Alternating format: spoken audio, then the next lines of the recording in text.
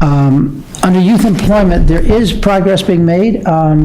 They have, and it's been youth unemployment has been on the agenda for a number of years, pushed a lot by the L20 and by other groups, also pushed by the NGOs. So they have committed to investing in education, apprenticeships, and training. More importantly, and they've said that year after year, so it's not a new commitment, but more importantly, they've agreed that the labor and employment ministers will report back. One of the things you'll see, if you look at Ben's document, there are huge numbers of commitments that have no report and no action. Just they make these statements, and it's very interesting to look at that. You'll see a lot of blanks in that. So they have agreed to that the labor and employment minister will report back, and there's now an employment working group. It has been an employment task force up to now, which meant that it wasn't permanent. It could be dropped. It's been moved to employment working group, which is a big step. It might seem big from the outside, but from the inside, it's a very big deal. And that they will develop terms of reference for the program. So both of those things are very positive steps. Next, please. Global value chains. It's not a jargon, but it's a big issue these days. And the Australian government and the statements are very positive on it, on getting into developing countries and all, but they totally leave out things like purging supply chains of slavery, addressing forced labor and child labor, job quality with living wages, and social safety nets. None of those are addressed in what the G20 has been addressing around the global value chains. They're here to stay. It's the production cycle, and it's part of how these companies can switch their profits all over the world because they have things happening. So there's movement on that. There's not a lot of sort of social, environmental side to it. It's actually how do you do better business and cheaper business throughout the world. Okay, next. So there is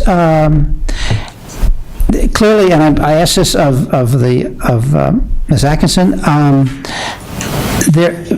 infrastructure investments is here, it's going to happen, it's happening, it's moving along. The businesses are very focused on getting more money, having a fast process, reducing their risk, getting more investment from governments. That's all natural. Unfortunately, they don't address minimum social standards or environmental standards. So one of the things that I'm hoping we can work on is pushing some of that. I don't know if that'll be accepted, but we're not going to stop infrastructure investment, and countries need it, they want it.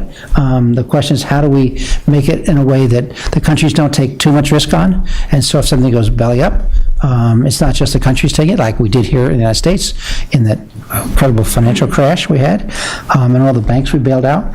And how do we make sure that the investments also benefit the low-income people in the country? Okay, next. They also have said, and this is a quote, "We agree to the goal of reducing the gap of participation rates of men and women." They're doing it for their own countries, they're not doing it for the world. I'm not making that commitment, but by 25% by 2025. And that's a huge step if it happens. Unfortunately, there's no action plans, there's no reports. They wait till 2025 and say, gee, we only did it at 1%, we're going to be at a loss. But it's a good goal, it's an important one. It would be much better if they had some way that could be documented and tracked in those countries. Then I'll just go over a couple. They do a lot of delegation. This last year they did 37 projects. This year's 47 projects. And from Anna's paper, you can see all the different ones. We just did it generally. OECD gets a lot, 16 this year, I think it was 14 last year. The Global Partnership for Financial Inclusion, that's under the radar, but they do. Financial inclusion is getting resources out to the countryside where there's no banks, no insurance companies, usually through mobile phones, and that's moving slowly. The World Bank gets a lot more this year. Last year, I think they had 4 projects given to them. Now, some of these are doubled up, and there'll be 3 or 4. You'll see in the chart that Anna did, there'll be 2, 3, 4 institutions, and as Nancy said, that's forced them to work together, which is actually very positive. IMF, and just flip through the next 2. This is just the list. Go ahead, next. And then the final one. One more, yeah. So that's the whole list. It's in your packet there, but I'll stop. It's just a general overview of things we've seen happening in this most current G20.